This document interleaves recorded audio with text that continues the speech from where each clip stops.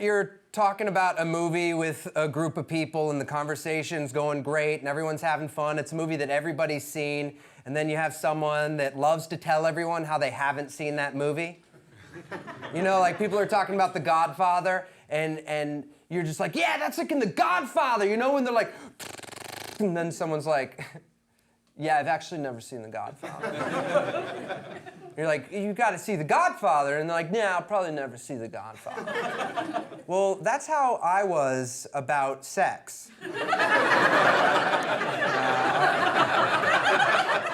I was 30 years old, and I'd never had sex, and that's like pretty rare. So when people are like, that's like when you're having sex, and I'd be like, I've actually never had sex. People are like, you never had sex? And I'm like, no, but I've seen The Godfather.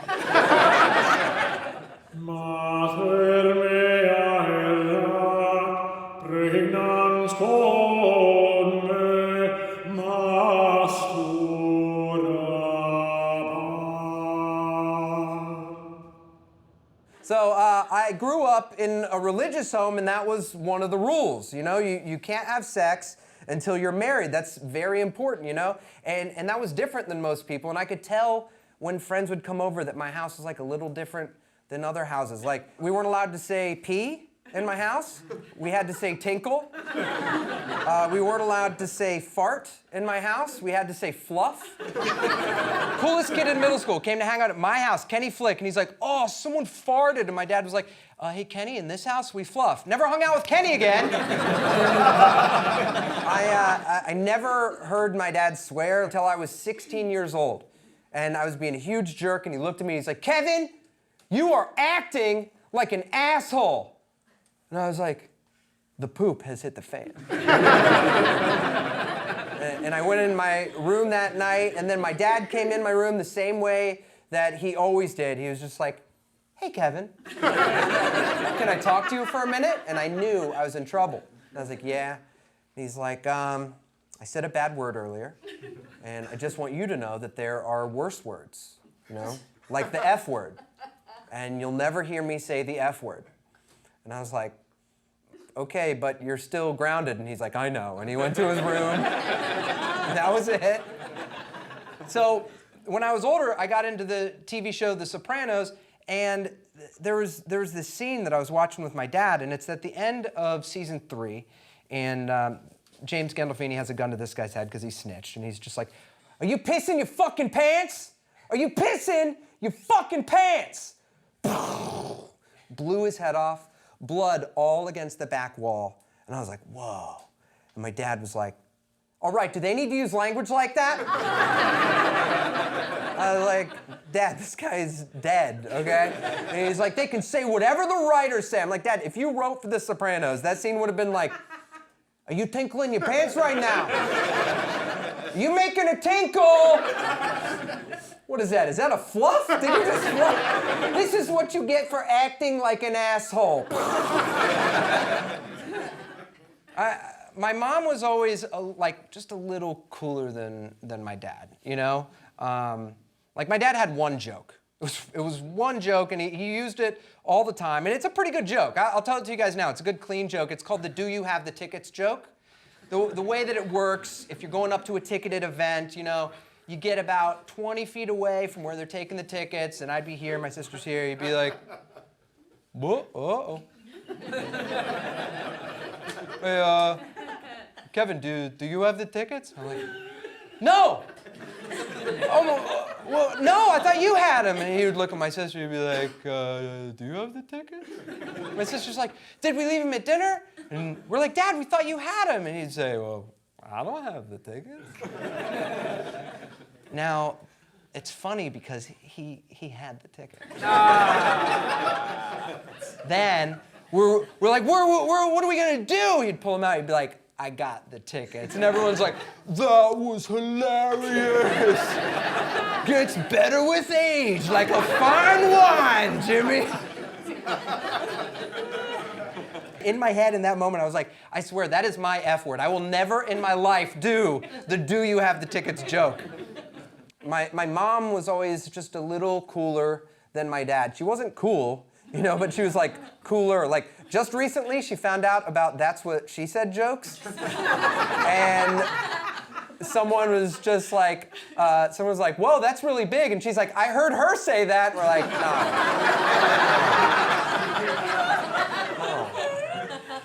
Like when I was growing up, she would like walk past me and be like, damn, cooler than your dad, and walk away. But I never heard her say anything sexual. Like penis, never heard her say penis, ever. Like if I had to go to the doctor and get a physical, my mom would be like, it's gonna take a look at your wing wong. I was like, what's a wing wong? And she's like, you're gonna take a look at your penire. I'm like, you're basically saying penis. What is a penire? And what is this voice that you're putting on? So I was on the basketball team in 7th grade, and our first game we were down 40-2, which is not good. And my coach, Coach Horger, he came in at halftime and he had his clipboard, and he throws his clipboard against the wall. He's like, you guys are playing like a bunch of pussies. Now, he was a coach as well as an educator, so he understands that there's both audio learning and visual learning. And it didn't matter our learning style, we knew how we were playing. So the game ends, we lose 70-4, better defense in the second half,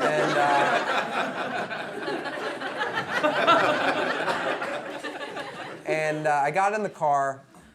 My mom said, Kevin, how you feeling? And I was like, fine. She's like, what'd Coach Horger say? I was like, he said we were a bunch of pussies. My mom was upset, and I didn't know why, because I said, Mom, what is a pussy? I didn't know. And my mom said, Kevin, I'm not going to tell you, that's inappropriate. I was like, Mom, everyone else on the team knew. Will you just tell me? And she's like, this is uncomfortable, but a pussy, Kevin, is what you guys were playing like on the basketball field today. You guys played like a bunch of pussies. Now, different shapes and sizes, and to be honest, I think Coach Horger had unrealistic expectations, is what was. So I go home, and my mom tells my dad, she's like, Jim, you're gonna have to have the sex talk with your son, because he's asking me questions that I can't answer. Now I'm older, I realized my dad had been waiting for that moment for his entire life. He couldn't wait to have a sex talk with his son, because he tells me now, he's like, I didn't get that opportunity with my dad. I went to a Catholic school and we watched an animated film with our parents, then we drove home, and my dad said, any questions? And I said, nope, and that was it. But I did have questions.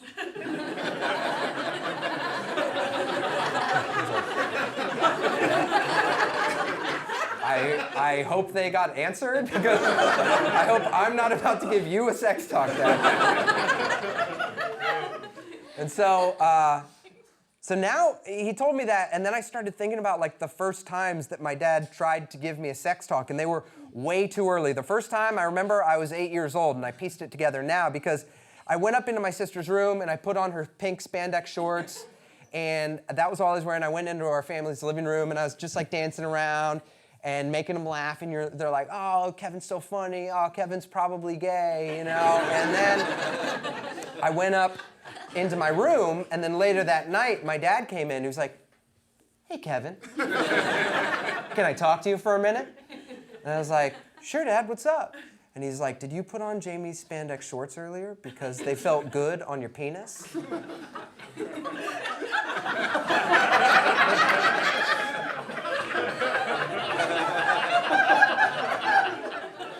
And I said, no. Also, I'm 8 years old. And he's like, 8? Whoa, that was way too early. Okay. And then this past Christmas, it's actually weird because me and my dad always get the same things in our stockings. And this year, we opened our stockings and we both got these Under Armour, athletic underwear. And I was like, that's basically the same material as that spandex I was wearing. And my dad just says, oh, I love this type of underwear. And I'm like, it's because it feels good on your penis. That could be their motto for the underwear. It's like, Under Armour, it feels great on your penis.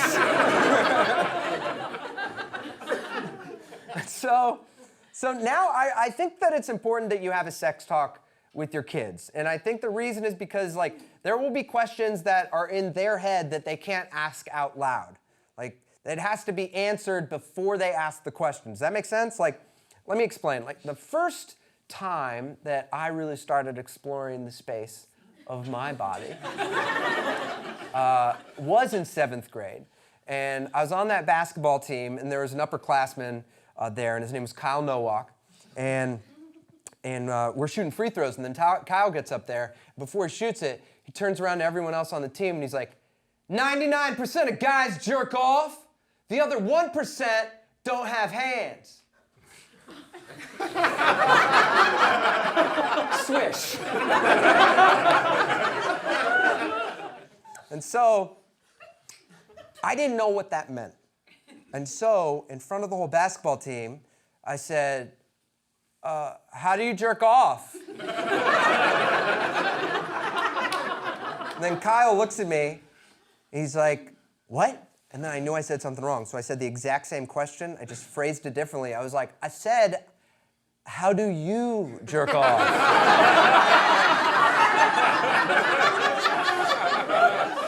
And he's like, what do you mean, Doyle? I grab my dick and I go like that. And I was like, cool, same technique.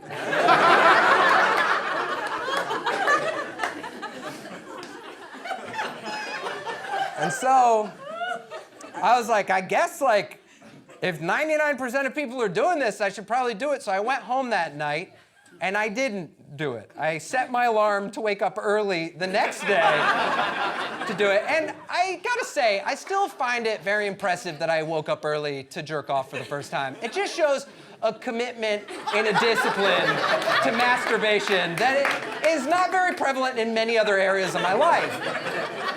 Even at that age, I knew early bird gets the worm, okay? So, the experience happens. That's all I'm gonna say. The experience happens. I'm in the shower, it comes to its natural conclusion, and right when it does, there's a knock at the door, and it's my mom. She's like, Kevin, I have to go to work, hurry up. And I was like, all right. She's like, leave the shower on, get out. And I was like, okay. And so I got out of the shower, I dried off, and then I left, and my mom went in the shower, and then like, my grades started going down, and like, people were like, Kevin, what's wrong? And I was like, people were like, what's wrong? I was like, no, and I knew I couldn't ask the question that I had in my head. Couldn't say that out loud, because the question was, did I get my mom pregnant? And you know what? We're all adults now, and we can all laugh at like the little kid who thought the stupid thing. But at the time, I knew some of the basics. I was like, I know these things swim, but I don't know if they can like fly, you know? And there was a lot of steam, you know?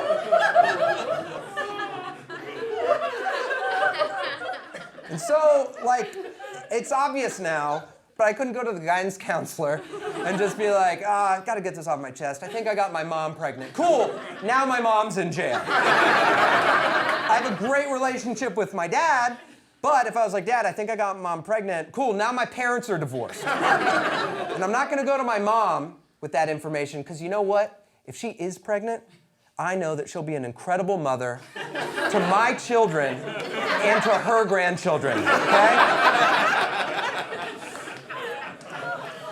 So I got really into my new hobby, and there was this drawer inside of our house that was just filled to the brim with every lotion, shampoo, and conditioner from a hotel that my parents had ever stayed at.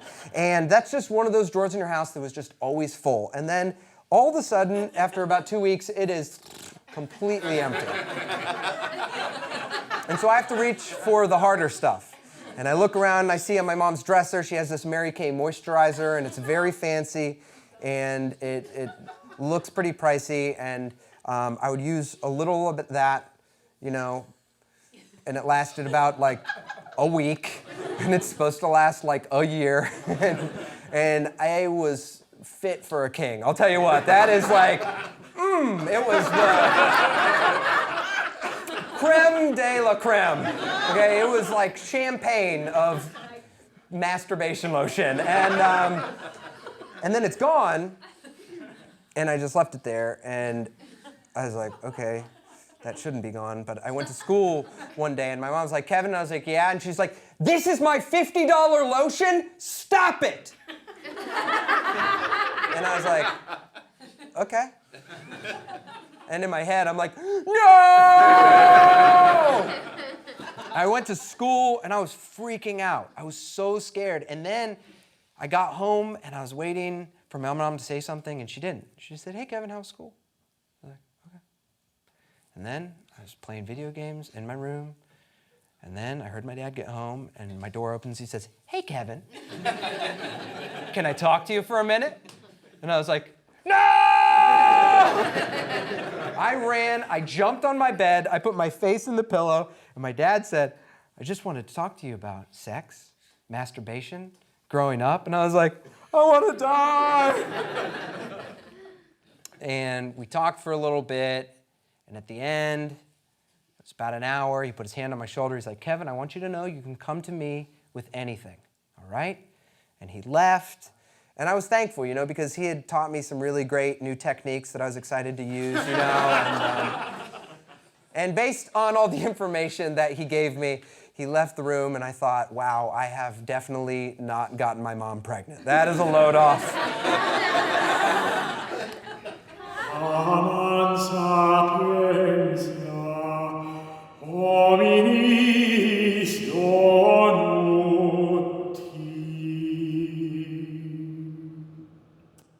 I moved to New York City 10 years ago to be an actor, and an amazing thing happened the first year I was here. I met my favorite actor of all time, the person that inspired me, that made me want to get into acting, Philip Seymour Hoffman, right? There will never be another actor like him again. Unbelievable. He's in the film Capote. I don't know if you guys have seen it, won an Academy Award for that. Not my Phil Hoffman. Okay? I prefer Mission Impossible 3. I don't know if you guys have seen it. Mission Impossible 3, he's the villain. Of course, Tom Cruise is in Mission Impossible 3, and he's always running with his hands out straight, and he's running so fast, he looks like a Scientologist running away from that church. He's always I love Tom Cruise, but a bit of overactor, He grabs Philip Seymour Hoffman, he's like, give me the information! And Philip Seymour Hoffman looks back at him and he says, do you have a wife or a girlfriend? Because if you do, I'm going to find her, and I'm going to hurt her very badly. And I loved that line. I would say that to people all the time. I'd be like, pass the salt. They're like, get your own salt. I'm like, do you have a wife? I don't think that's his best performance. His best performance, of course, Along Came Polly. I know you guys are about to say it. Along Came Polly. It's an incredible film. I don't call it a movie. I call it a film. It's an incredible piece of cinema. And it's a drama. And there's this one scene where he's talking to Ben Stiller. And he goes up to him. He's wearing a completely white suit. And he goes up to Ben Stiller at this art gallery. And he says, dude, I just sharded. And then Ben Stiller says, what's sharded? And he's like, I farted and some shit came out. I mean, give him an Academy Award for that line, okay? Give him an Emmy, a Grammy, an Oscar, and a Tony. So, I was at JFK Airport, and I'm on the phone with my mom. And Philip Seymour Hoffman walks past. I'm like, Mom, Philip Seymour Hoffman just walked past. And she said, you need to follow him. And so I'm walking through JFK Airport, and I'm trying to keep a bit of a distance. And then he's about to get in a cab. I'm like, this is my moment. So I'm like, excuse me. And he turns around, and I have nothing to say. So I'm just staring at him, and he's looking at me, kind of getting more annoyed, getting more upset. He was looking at me like he was going to be like, do you have a wife or a girlfriend? And so I was like, it's funny. When people come over to my house to use the Wi-Fi, I tell them that our password is the greatest actor of our generation. And usually they guess your name, and that's our password, Philip Seymour Hoffman, no caps, no spaces.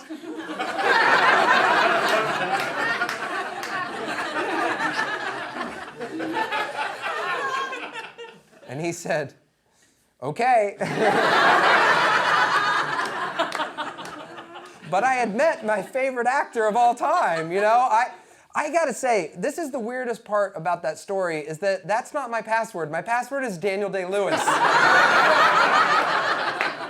Which means that in that moment, I was like, say something cool, and I lied and said the creepiest thing that I could have said to him. Something so creepy that if that were in a movie, I would be played by Philip Seymour Hoffman. I would have been like, excuse me, sir, I just want to say you're my Wi-Fi password, and I think about you anytime I log onto the internet. No caps, no spaces, just pure, intense love. Oh, sorry, I just flooped. I'm like, what's flooped? That's when you fluff and some poop comes out.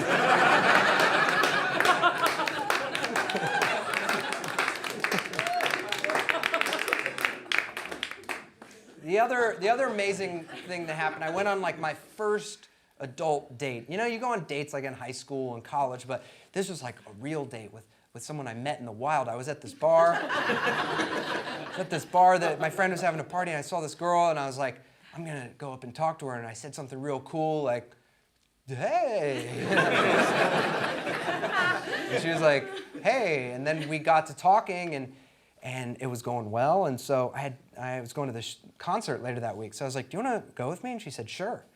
So later that week, I was on this date, and we were having some drinks, and the conversation was flowing, and it was perfect, and I was like, let's head up to the show. And then we go, and we get on the subway, and you know, like the first part of a date that is going well, but it's like you've run out of the initial questions, and then it's like the subway fluorescent lighting, and you just like don't know what to say? Well, we're at that part, and when things like that happen, I just like try and make jokes and stuff, and so I said something that I didn't choose to say it, it's who I am, it's within my DNA.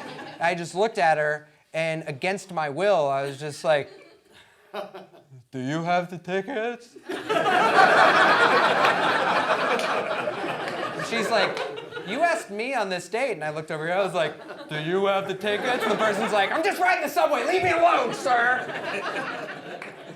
And she was like, what are you talking about? And I was like, because I don't have the tickets. She's like, what? And I was like, it's just a joke that my dad does. And she's like, oh, okay. And then I reached for the reveal, and I realized that I did not have the tickets.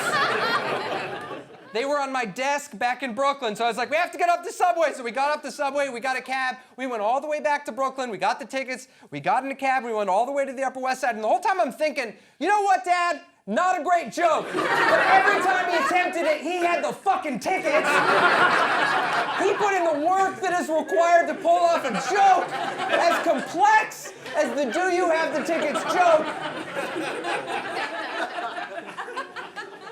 So the whole time I'm like nervous, you know, and I don't know if it's going well because of that whole situation. So at the end, I was like, do you want to hang out again? And she was like, yeah, I would love that. She's like, how about we have a picnic at my neighborhood on Saturday, and I'll do the food and you can do the wine? And I'm like, yeah, I know so much about wine. Okay.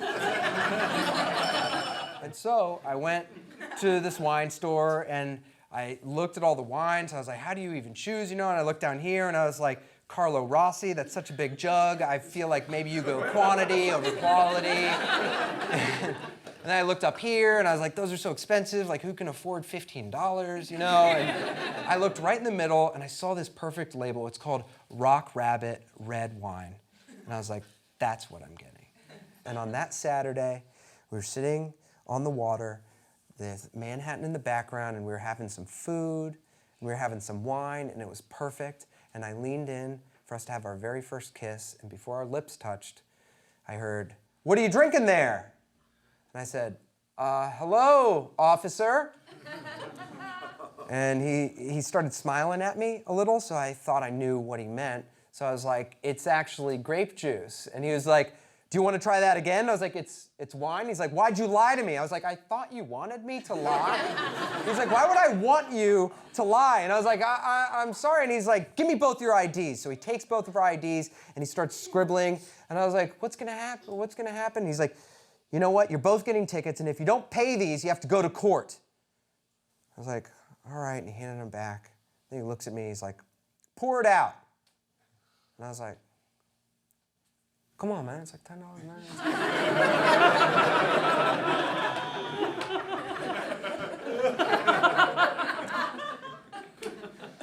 And then he leaves, and then it was kind of awkward, like for a minute between her and I. And then she started laughing, and then I started laughing, and then I took her ticket out of her hands, and I took mine, and I put them in my pocket, and I was like, I've got the tickets.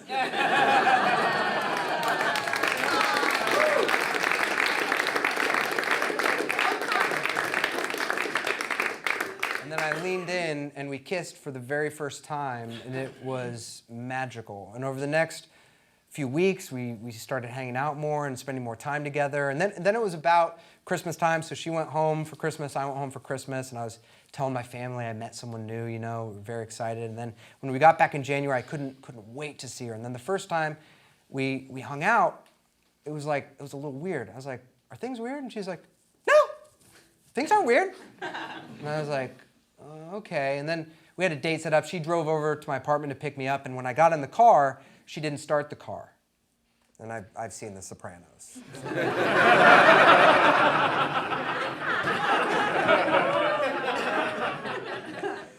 And I was like, are you gonna break up with me? And she's like, yeah. And I was like, no. And then I said, why? Never ask why. She was like, well, I guess I just don't want to be dating like an actor. And I was like, oh, all right. She's like, it's just like your future's so unsure, and it's just not the life path that I'm super comfortable with, so I'd rather just not date like an actor, performer type. And I was like, all right. So I got out of the car, and I was just wandering around, and I was like, I needed to talk to someone about it, So I went up the street to talk to my friend, and I was like, hey man, Rachel broke up with me. And he's like, oh, I'm so sorry. I was like, yeah, can we talk about it? Go to a bar or something? He's like, yeah. Instead of a bar, how about we head over to 7th Avenue Donut Shop? And I was like, maybe we go to a bar.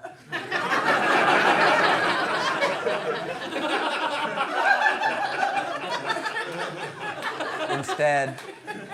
And he was like, this place has been around for 75 years. And I was like, and we'll do the Brooklyn food tour another time. And right now, maybe we have a beer and go to a bar. And he's like, but I think you'd really love their donuts. And I was like, cool, we'll go to the donut shop. I can't wait to go to the donut shop. As we're walking over there, I'm just like, is there a reason why you forced this place on me? He's like, I've gone once or twice, and it's a fun place. I think you'll enjoy it. And I was like, I feel like you go here a lot. He's like, I don't go here a lot, okay? It just thought you might enjoy it. And then he walked in first, and I was right behind him, and the first server that sees him says, uh-oh, the donut man's here! And I was like, you're the donut man? He's like, I've never heard that before. And then another server was like, I'm gonna be up with the usual that you just had this morning. And I'm like, double dipping today, huh, donut man? So I was sitting down, we're at this booth, and it's just kind of pouring out my feelings, to the donut man. And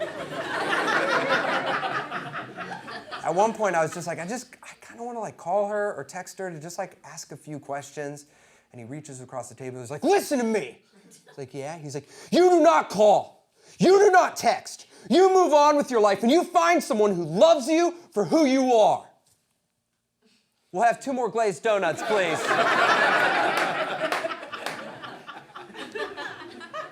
And I left and I went home, and I was pretty inspired and comforted by what the donut man had said. And I was cleaning up around my desk, and I moved some things, and I saw that there were 2 tickets for open container from 4 months ago that I had never paid. And so I got the ticket out, and I called the Brooklyn County Courthouse, and I said, hi, I have these tickets from 4 months ago that I haven't paid. What should I do? And they're like, well, that means that there's a warrant out for your arrest. And I was like, so what do I do now? And they're like, you come to court tomorrow and you look sharp. I was like, okay, and what do I do? And they're like, you plead guilty or not guilty, but you look sharp. I was like, okay, and so I put on a suit the next day, and I woke up early, and I went down to the Brooklyn County Courthouse, and when I walked in, I looked around, and I was the only person that looked sharp. I mean, the judges and the lawyers were in pajamas, basically. And I walk into the courtroom, and people are, like, heckling me, like, people are making fun of my suit. People are like, nice suit, white boy. I'm like, dude, you're white, too. And I sat down, and as they're saying anything with open container, I'm hearing that they're saying what alcohol it is. So they're saying like John Alvarez for 24 ounces of Heineken, or Rich Binning for 16 ounces of Georgie vodka. And then they said, Kevin James Doyle for 750 milliliters of Rock Rabbit red wine. And the courtroom explodes with laughter, and people start heckling me. I'm like walking by, and someone's like, hey, does that go well with a gamey meat? And then somebody in the back is like, yo, metric system can suck my dick. And I was like, hey, that's the type of attitude that's keeping this country on an inefficient system, sir.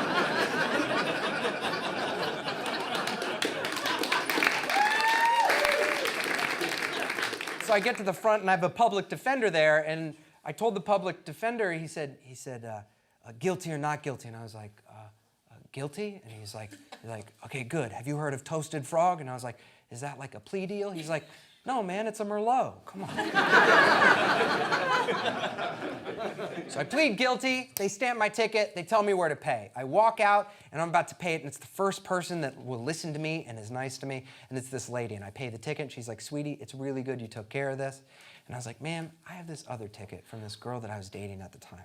Can I just give you the money and pay it now? And she's like, no, she has to come in, and she has to go to court and do the same thing that you did. And I was like, what happens if we just never pay it? And she's like, if she's ever stopped for any reason, for speeding or anything, they're gonna run her license, and then she's gonna go to jail. And I was like, oh my gosh. And then the lady took my hand. She's like, sweetie, did she break your heart? And I was like, yeah, she really did.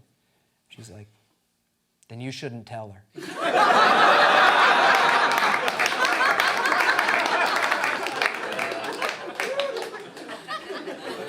My parents wanted to check in. They're like, you get that ticket taken care of? And I was like, yeah, I did. And they're like, what about Rachel's? And I was like, well, I don't think I'm going to tell her. They're like, we think you should. And I'm like, well, the Brooklyn County Courthouse would disagree. Non te amo, non cupio te lucere in matrimonium.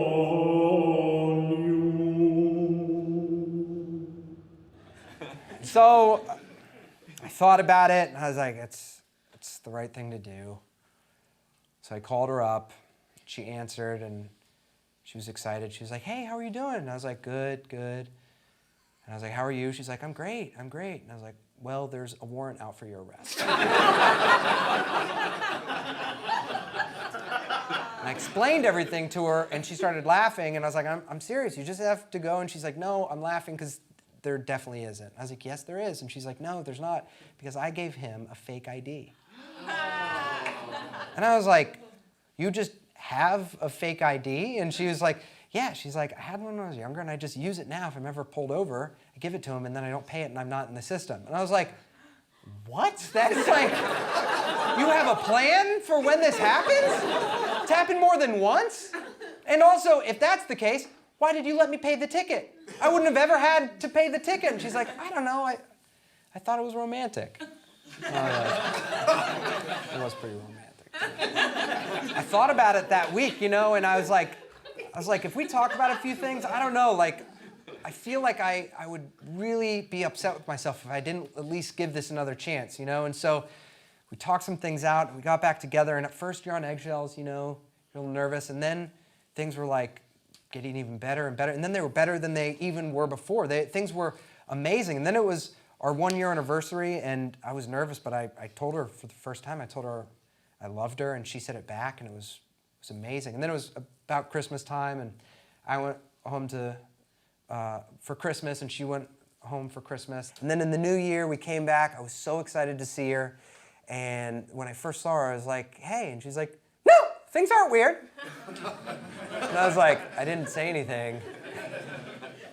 And she was like, I'm sorry, I just get really nervous about your life and your job. And I just don't know if I want to be dating an actor, the performer type, because it's so it's not a schedule and it's not normal. And I was like, this can't come up again. Once it did, I was prepared, I was hoped it never would, but once it did, I was like, listen, you need to accept me for who I am. And you want to know what? Jason Alexander was a nobody, and now he's George from Seinfeld. She's like, that was very specific. I'm like, he's a hero of mine. She was like, you can't yell at me. And I was like, I'm sorry, this makes me really mad. And she's like, we have to go talk about this somewhere else. So we went to this park in Brooklyn where it's socially unacceptable to yell at your girlfriend. And we're just sitting in the park deciding whether we're going to move forward with our relationship or whether we're going to break up. And it was a really painful conversation. And we're just sitting there and talking, and then silence for a while, and then talking. And then all of a sudden we have a breakthrough, and she starts opening up for the first time and talking about where all of these fears come from. And she was super vulnerable. And then she said, Kevin, are you listening? And I wasn't listening. I was distracted because just as she started, Philip Seymour Hoffman walked into that park and was standing 10 feet away from us. And so I was pointing. She's like, do you want to go talk to him? And I was like, I don't know. It's just last time was so weird, So we're just sitting there waiting for Philip Seymour Hoffman to leave, just staring forward, thinking about whether we're going to break up or not. And when things are quiet for too long, I'd break the ice and make a joke. And so I looked at her, I'm like, it'd be funny? And she's like, what would be funny right now? And I was like, it'd be funny if you looked over here and he said, do you have a wife or a girlfriend? And then I'd be like, I don't know, we're trying to decide that right now. And so when he left, I was like, I'm sorry. She's like, I totally get it. We talked, and she started saying things that were explaining where these fears were coming from. And it was we communicated about it rather than just running from it. And it was it was amazing. 3 weeks later, we were going to get a coffee. And I walked in first, and then she walked in, and sitting right there was Philip Seymour Hoffman. And she was like, you gotta say something. And I was like, I don't want to say anything. What am I gonna say? Last time was so weird. And she was like, say something. And I was like, no, I'm going to tinkle. And I went into the bathroom. It was 20 seconds, and I washed my hands, and I walked out, and I don't know what happened in that time, but when I walked out, she was standing arm in arm with Philip Seymour Hoffman. And whatever friendship they have, she has all the status. He's like, and she's like, go ahead, say what we talked about, and pushes him forward.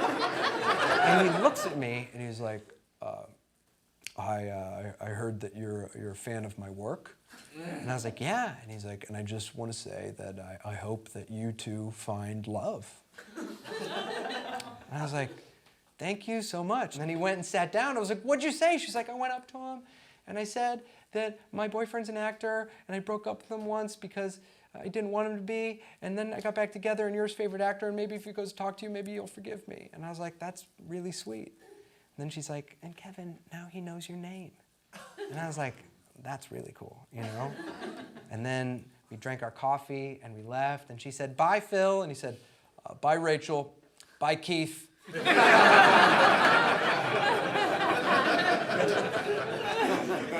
next few months were amazing, and I decided on our 2-year anniversary, we went back to the exact place where we had our first kiss, and I got down on one knee, and I asked her if she would marry me, and she said yes. And that winter was different because I went home to her home for Christmas, and I got to meet her entire family. And then we got on a plane, and we went to my home for Christmas, and she was going to get to meet my family. And when we were in the car on the way there, we were in a taxi, we were just talking about some wedding stuff. I don't know if you guys have planned weddings, but it's pretty stressful, Just a flippant comment She was just like, I don't know, it'd just be easier to plan this stuff if you had like a normal job. And I was like, okay, like, that's fine. We'll figure that out. And then we were walking in the party and I squeezed her hand and she didn't squeeze back. And that's like, you say that on stage right now and it's like not a big deal, but then in your head, like in that moment, it's like the biggest deal in the world.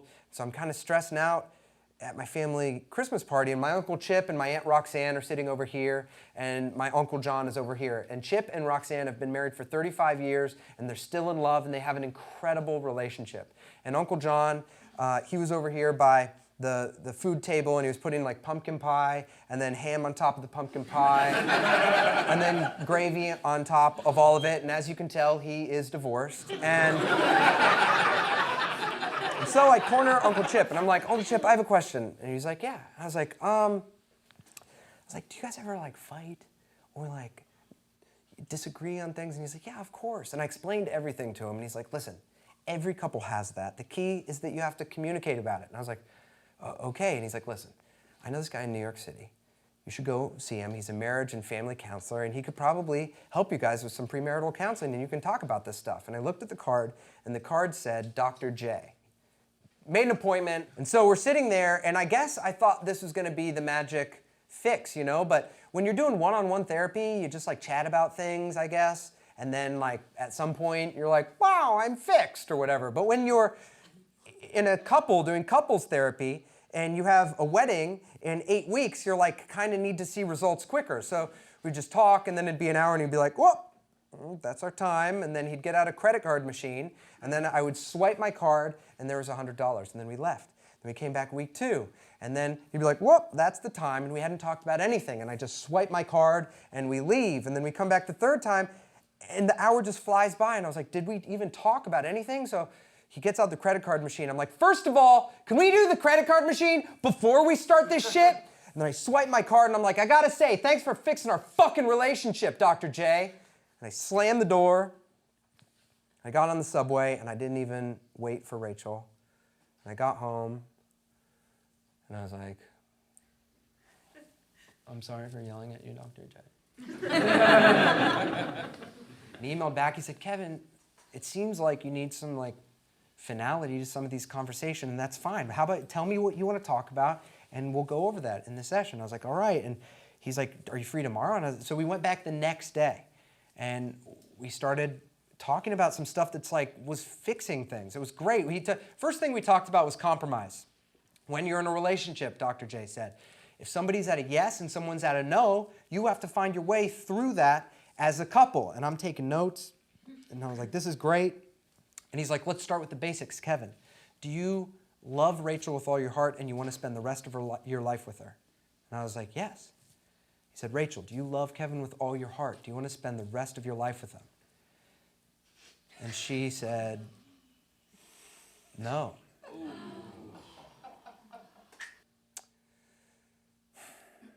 And I said, well, we just talked about compromise.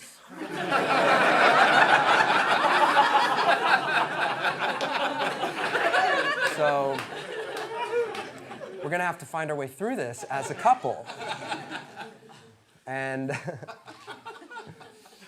Dr. J said, Rachel, will you excuse us? And she left, and it was just me. And he said, Kevin, how you feeling? I was like, not very good. And he said, I was sensing that. And I was like, wow, you're a mind reader as well as a doctor. That's great. And he said, Kevin, if you want to go talk to Rachel in the next room, I'm not going to charge you for this session. And I was like, thank you, Dr. J. And I left, and we went in the next room, and we divvied up the $8,000 of cancellation fees it would cost to not have our wedding. I got home, and I don't know, I wanted to talk to someone about it, but I don't know. The only person I could think of to talk to was Dr. J, so I emailed him, and I was like, can I come in and talk to you tomorrow? So I went there the next day, and the first thing when I sat down, Dr. J said, Kevin, I just want you to know that this is a paid session.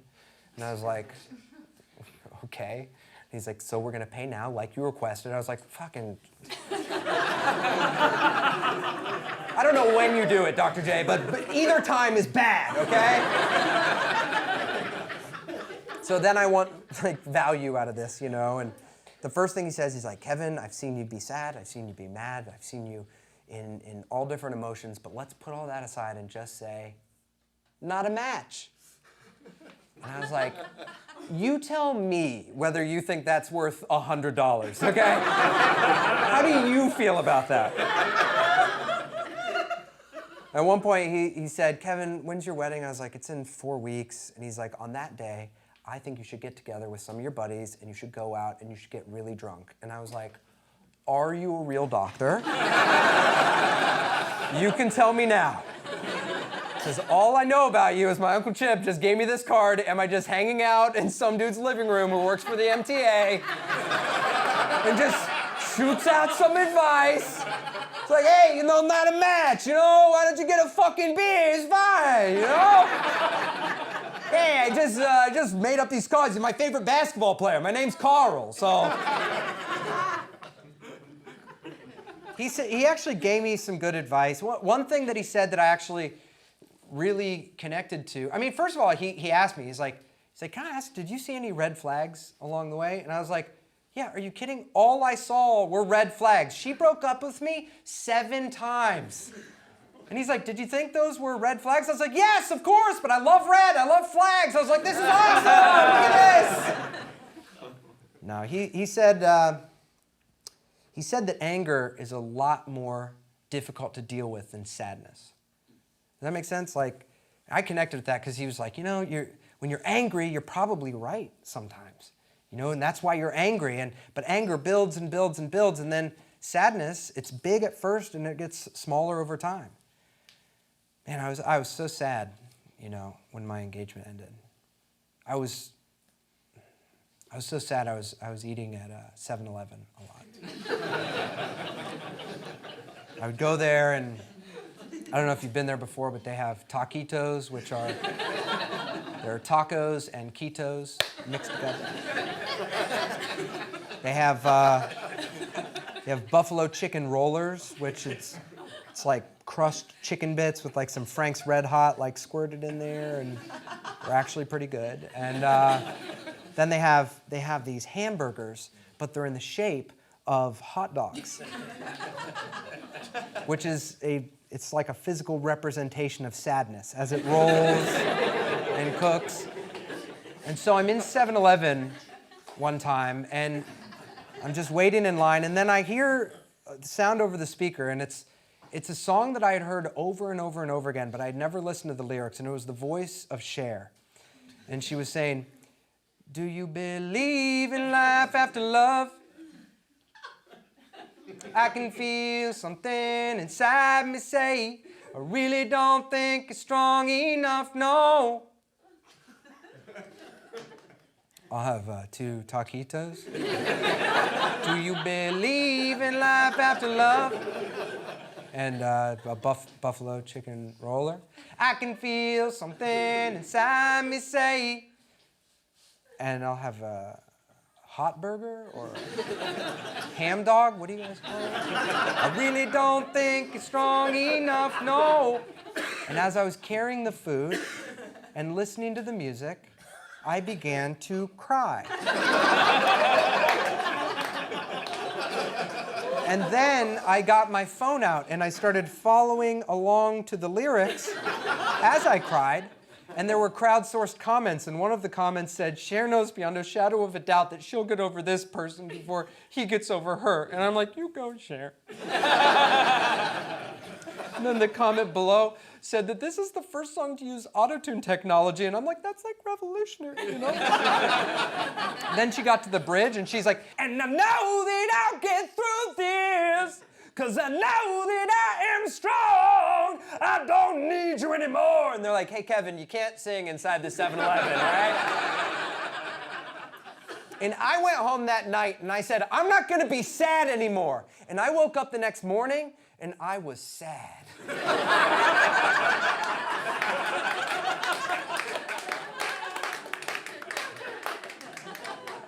Because that's not how it works. But I was a little bit less sad, and I was a little bit less sad, and then I was a little bit less sad, and then I wasn't sad anymore. E a mi strangulare e abrogavit per tempus primum meum sexus. I work with kids, and I got this new client, and I went up to their house on the Upper East Side, and I walked in. I had never met this guy before, but his name's Christophe, and he's from Belgium. And when I first met him, he said, "Kevin, it is so great to meet you!" And that's not a Belgian accent. And he said, "Kevin, do you have a girlfriend?" And I was like, "No, I don't." He's like, "Kevin, would you like to go on a date with a European girl?" And I was like, "Yes, I would." And then I went up and I taught his son, and then when I got back down an hour later, he had 2 beers set out, and we were just gonna talk, I guess. And he said, "Kevin, take a seat." And I was like, "Okay." And he's like, "So the first thing, when you go on a date with a European girl, they're not like American girls." And I was like, "Okay." And he's like, "You know American girls. They're like, beer, beer, beer, beer." I was like, first of all, these are my people. So like, second of all, American girls aren't like that. Like, American girls are like, white wine, mimosa, yoga, Instagram, Coachella, you know?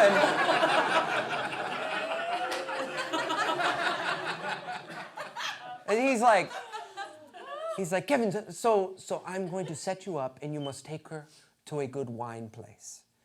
And I was like, "Okay, I'll take her to a good wine place." He's like, "The second thing, she will not be used to seeing your circumcised penis." And I was like, "Okay, now I have this list of things I have to do. I have to find a good wine place. I have to get my foreskin back, you know?"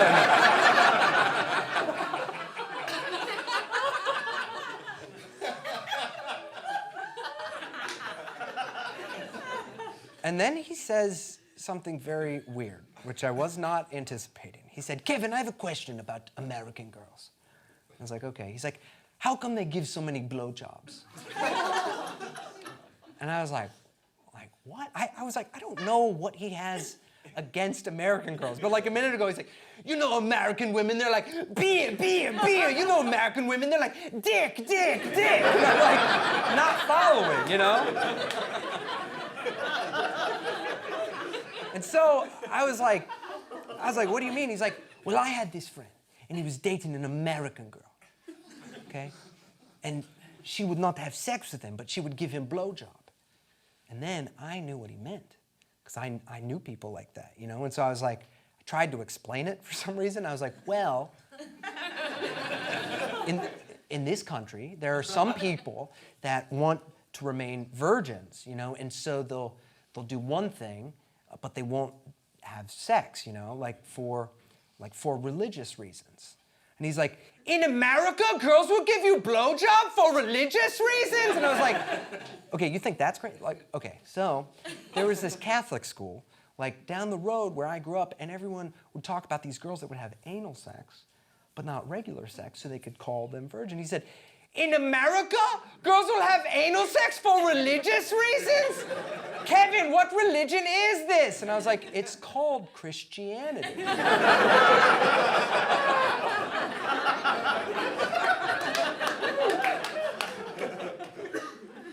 Now, this was an odd interaction that I had, because I have no idea how he knew about this, but it was such an odd thing, because you know what? I had never had sex. I didn't have sex with my fiance. I was saving it for marriage, you know? I had had some blowjobs before, you know? I had never had sex, but I had had hand jobs before, you know? The first one I told you about earlier in the show. It was in the shower, it was for me, by me, and it was the best one I've ever had, okay? And it was just weird, because I thought that I could force this to feel normal, but apparently there was people like all around Europe that have like heard about this, you know, like word had got over, and there are people that are like, I'm going to America to make a better life for my family and hopefully get a blowjob from a nice Presbyterian girl. And so I was thinking about this, and it reminded me of this time when I first got to New York and I got my very first play. And I was going to be touring around the country doing this play, and I would have my own hotel room, and I was very excited. And I had read this book at the very same time that I was going to start rehearsals for this play. And the way that I took the book was that, you know what, like, masturbating's wrong, and so I'm not going to do it anymore. And so I just decided in my head, you know what, the second this play starts, I'm not jerking off anymore, okay? Okay, Kyle? 99% of guys jerk off. The other 1% is Kevin James Doyle. And the first few weeks were fine, you know. Things are fine. And then, like, it's like week 4, it's like week 5, and I'm walking around, and I'm like, woo! Just don't jerk off, you know? In my head, I'm saying that, not out loud. You know, and like, I'm just walking around, I'm like running like 5-minute miles, you know? And like my checklists are getting done, I'm like writing screenplays. And people are like, are you okay? I'm like, I'm fine, you know? And I got back to my hotel room one time, and I opened up the hotel room, and there's some lotion right there, and I was like, temptation. I walk around a little bit, and a few minutes later, I see it again, and then I see that it's right next to a shower cap. I was like, no, and I turn around and see that, and then I see there's like the bed, and there's the box spring right here, and I was like, okay, I'm not jerking off, but I put the lotion inside of the shower cap, and I put the shower cap inside the bed and the box spring, and I was like, hey, look who's not jerking off! The streak is still alive, baby! 99% of guys jerk off, and the other 1% are very resourceful. Indianapolis, Indiana, La Quinta Inn, room 304. You never forget your first bed. Okay.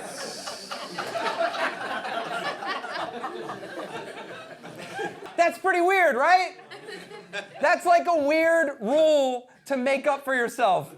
Instead of just deciding to do something new, you just like find this weird loophole. Like you're like a sex lawyer who's like going through what you can do. And by the way, Sex Lawyer, that's an incredible adult film series, and you should definitely check it out. I was thinking about all this, and I was just like, just felt crazy. I was like, that's insane, you know? Like, none of that made any sense.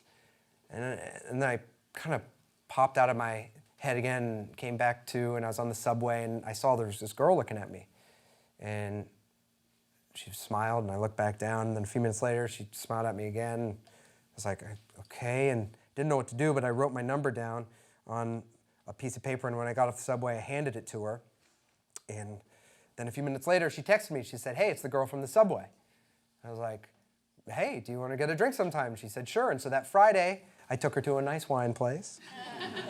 And we were having a great conversation. It was like the first date that I went on after my engagement. And things were going so well, I was like, do you want to go to a bar, see some music after? And so we went to this place and had a beer and saw some music. And then she's like, you want to do one more? And we did a nightcap. We had one more drink.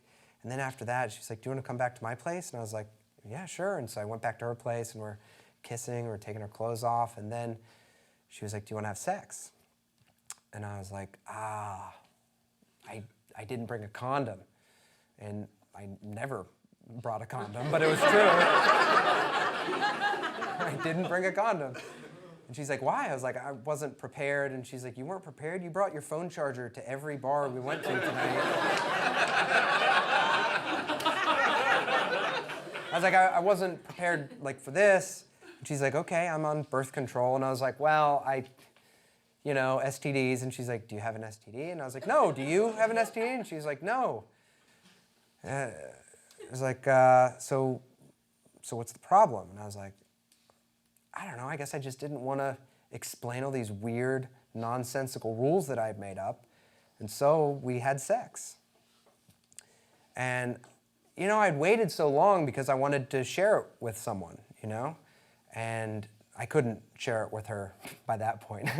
I couldn't just be like, you're not gonna believe this, but this is my first time. I'm having a lot of fun. And she's like, that's my belly button. And I'm like, okay, we haven't done it yet. Okay. Like that was like a big part about my identity, like growing up and like saying things, being cool in a conversation, and people are like, that's crazy, man, tell me more about that. People would be like, that's like when you're having sex. And I'm like, I've actually never had sex. And like, what? You've never had sex? And I'm like, not with a girl, with a bed one time, though.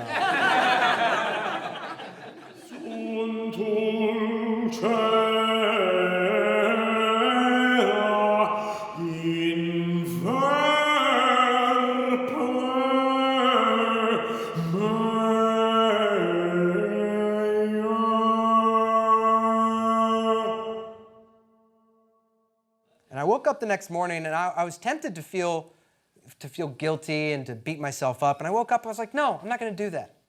I'm tired of thinking about my engagement and tired of thinking about getting married and sex and whether it's right or wrong. I was like, no, I'm pushing it to the back of my head, and I'm moving on with my life. And a few weeks later, I was texting this girl. We're trying to set up a second date, and I got in the shower, and I was washing off, and I looked down, and there were some bumps on my penis.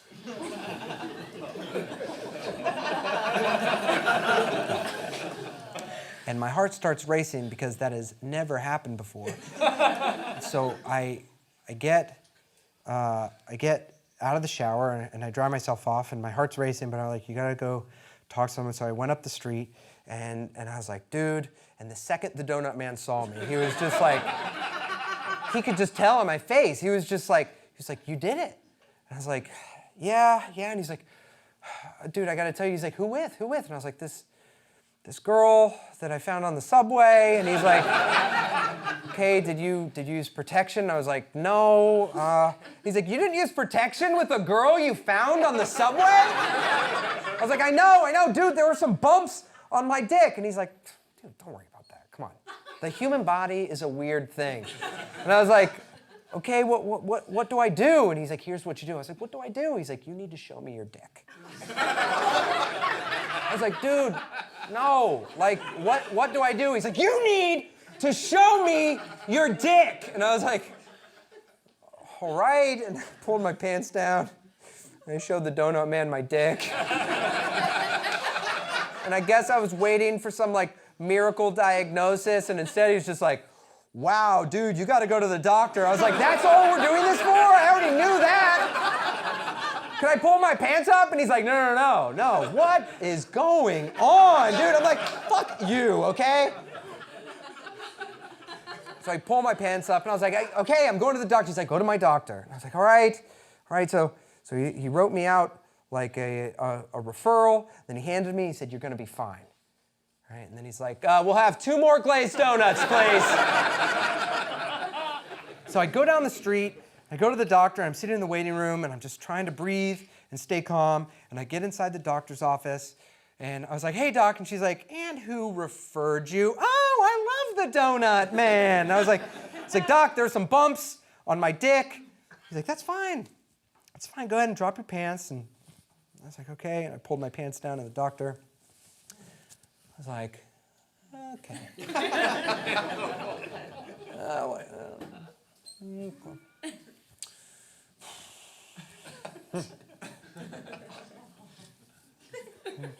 And I'm like, can you say something? Like a quicker diagnosis? What do you think? And the doctor's like, well, Kevin, I guess I'm thinking this could be syphilis. Or this could be herpes. Or, I mean, it looks like HIV, but I don't know. To be honest, how old are you? 33. Okay, yeah, it could be penile cancer.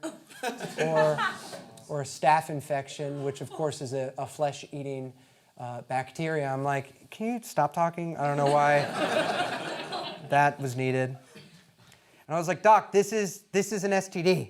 Okay, I was like, I had sex for the very first time a few weeks ago, and now this happened. And the doctor's like, okay, and who with? And I was like, a girl I found on the subway. And she's like, and did you use protection? I'm like, no. I'm like, you didn't use protection with the girl you found on the subway? And I'm like, it's more complicated than that. I said, I'm glad you told me.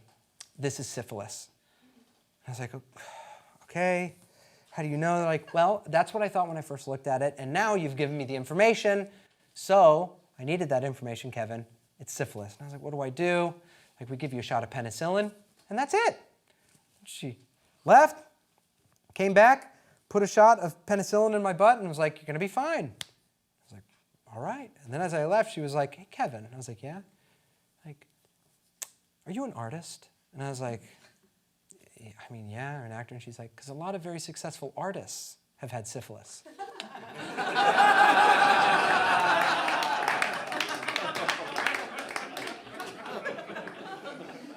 And it was oddly comforting, you know? I went home, I got on Wikipedia, and I read through all of the wonderful artists who have had the same disease as I had, and I went to sleep that night, and I woke up the next day, and I was like, that was just like a crazy little dream. You know, that was a crazy experience. And then a few weeks went by, and I got in the shower, and I looked down, and things were not getting better. They got about 10 times worse. There were these bumps and sores all over my dick, and it was spreading.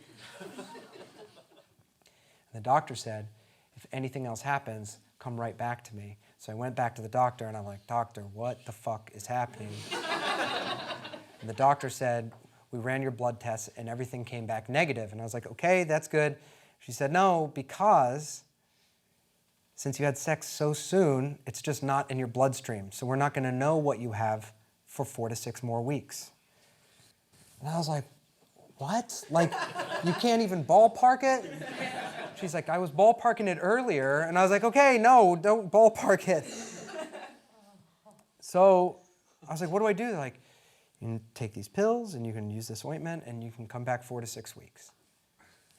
So I went home that night, and I went to sleep, and I couldn't fall asleep. My heart started like racing, and couldn't breathe, and I felt like this disease was gonna like take over me, and I couldn't sleep, and I was freaking out, and I had like the first time I'd ever had anything like a panic attack, and I just grabbed my phone, and I dialed as quickly as I could my sister, and I called my sister because she's the slut of the family. I was like, hey, and she was middle of the night. She was like, hey, how you doing? And I explained everything. She's like, you called the right one of us. I'm the slut of the family.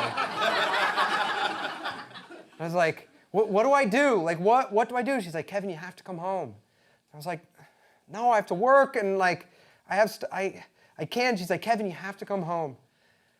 So the next morning, I bought a flight, and I went back home, and the plan was I hang out with my sister if I need anything, but I just go home and relax. First time I saw my parents, we made eye contact, and I just started crying. I'm like, Kevin, what's wrong? What's wrong? And I'm like, I'm fine. I'm fine. I'm fine. And they're like, Kevin, what's wrong? I was like, I'm fine. And my dad came up to me. He said, hey, Kevin, remember, you can tell me anything. And I was like, I had sex with this girl. And I didn't use protection. And there's like something like really fucked up happening with my body right now. And my dad said, you got to use protection with girls you find on the subway.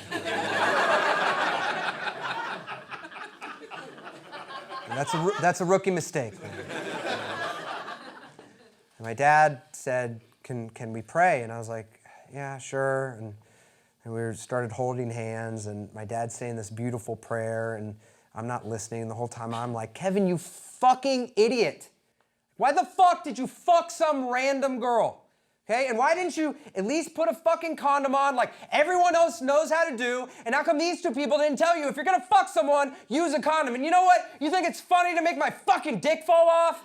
And my dad is like, amen.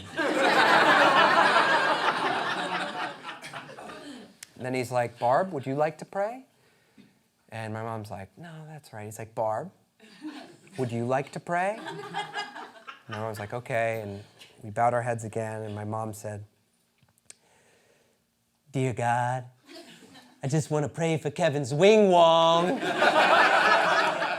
has a little something messed up with his penile. And I'm like, that's the greatest prayer I've ever heard, Mom.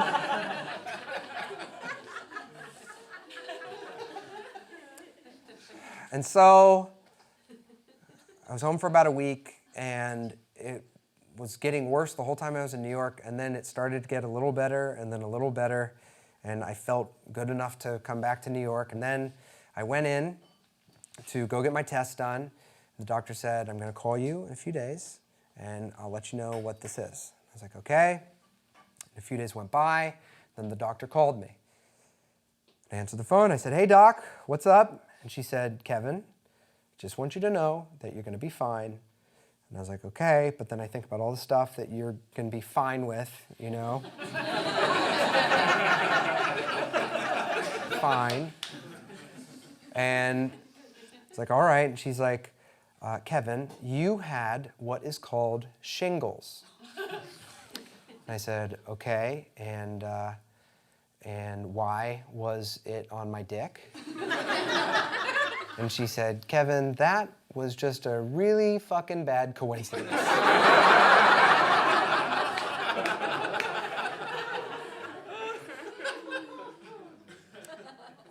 I said, are you sure this isn't an STD? And she said, no. I was like, what is shingles? And she said, well, it's chicken pox. And you get it when you're a kid, the virus stays in you, and then it can awaken sometimes when you're older. And I was like, okay, well, what the fuck? Like, why did it awaken? She's like, have you gone through any sort of stress or emotional trauma lately? Because that's usually what can make it awaken. And I was like, maybe? She was like, yeah, you should get that checked out. And I was like, all right. So I got off the phone, and I was thinking about it, and I was like, no, that was not a coincidence. That was not a coincidence. This whole time, I was thinking that this girl had given me a sexually transmitted disease, but in fact, I had given myself a mentally transmitted disease. My mind is just like, hey, Kevin, body, what do we got down there? Because Kevin's got a lot of stuff he's not dealing with up here. My body's like, well, Kevin, mind, what do we see? We could give him a cold. He's like, no, not a cold. We need something a little more. He's like, all right, we could give him, how about chicken pox? He's like, no, those are for kids. He's like, no, hear me out.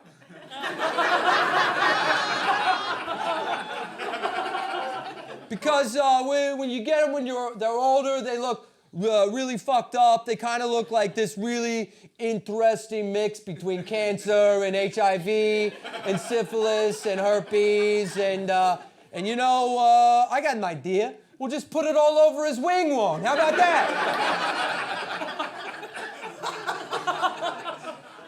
So I was thinking, I was like, I literally have to deal with what's going on in my head or else I'll get sick again. So I was like, fuck, hi, Dr. J. I don't want to be here, but let's talk about something.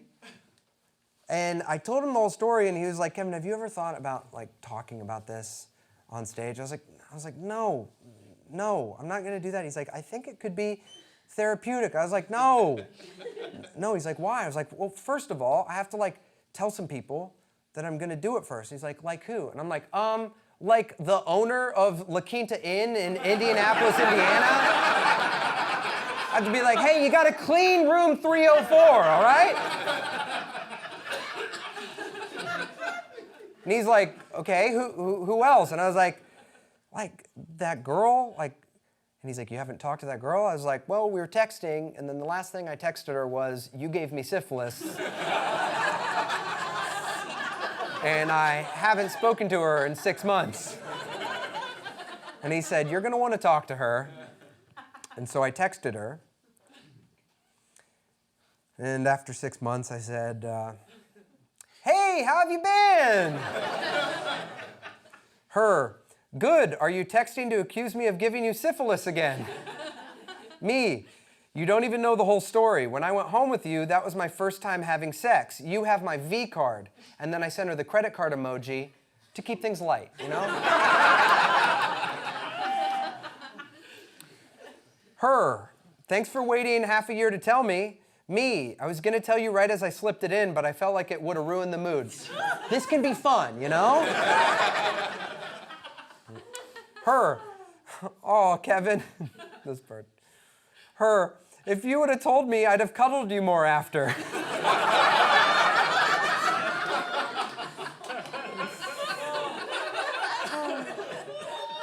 I told her I was going to talk about it on stage, and she said, well, just don't use my real name on stage. Me, I won't. I just call you the girl I found on the subway.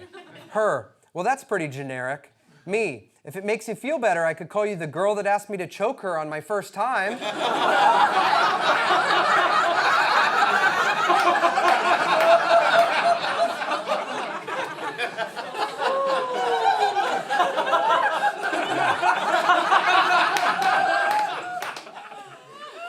Her, oh my gosh, I'm so sorry, I was drunk. How did that make you feel? Me, in over my head.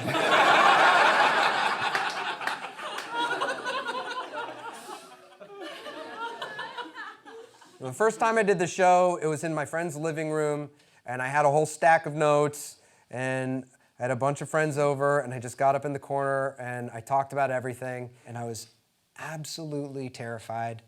And it wasn't so bad, and it started getting better, and it started getting better, and I started feeling better. And then I had a show in my hometown, and no one knew what it was about, and I was backstage, and I just started freaking out, and my heart started racing. I was like, I have to at least like tell my parents. And so I went out to the front of the venue before anyone could get in, and I opened the venue, and I was like, hey, and I saw my dad out there, and he's just like, I don't know, you have the tickets, you got it, baby. We go to the back, and my parents like, what's wrong? And I was like, I'm talking about all of this stuff on stage. I'm talking about having sex, I'm talking about the STD, I'm just talking about all this stuff, and it didn't go how I thought. I thought that my mom was going to be fine with it. But she was like, Kevin, what are our friends going to think? What are our friends from church going to think? I don't know if you should do this. You shouldn't do this. And I looked at my dad. I was like, Dad, what do you think? He said, Kevin, if anyone from our church or any of our friends care about what you talk about on stage and care about this, then fuck them. But please, just don't tell anyone I said the F word, okay?